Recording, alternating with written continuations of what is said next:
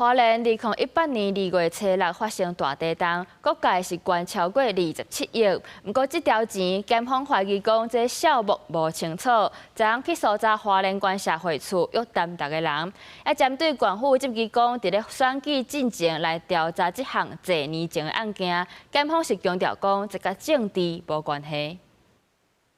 處長對今天的約談有沒有什麼話想要講？面對記者提問，海頭無回應，就互帶入去地檢署審問。花蓮縣社會處處長陳家富加入去烏色風波，經過複審了後，以40萬交保，而且限制出境出海駐機。不方便透露。沒問題，就讓我們處長好好休息啊。今天累一天，謝謝大家辛苦了。經過一暝偵訊，陳家富看起來真忝，得到交保了後無做回應。不過檢方這波行動，逼出甲2018年2月初6地震了後的募款有關係。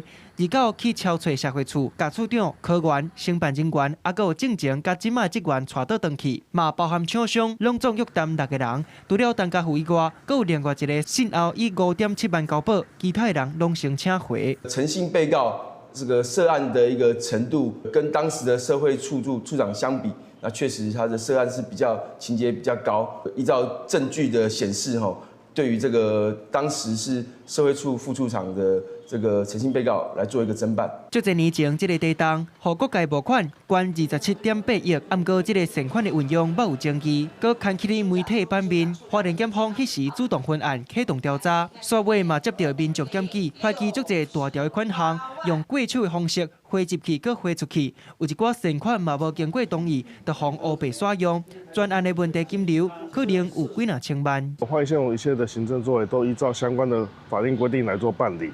那本案已經進入司法偵辦的階段，那我們也暫時不多做回應。就算講花蓮縣府表示，規個案件已經進入司法庭訴，對個案無要做評論，不過嘛積極檢調，佇咧大選進前重新啟動這個真久的案件，而且閣大動作約談，偵辦的時機嘛恐驚會引發外界記錄。面對相關的言論，檢方就反駁，強調絕對甲政治無關係，為小目是毋是完整，到善款的運用甲流向，攏列佇咧重點調查的方向。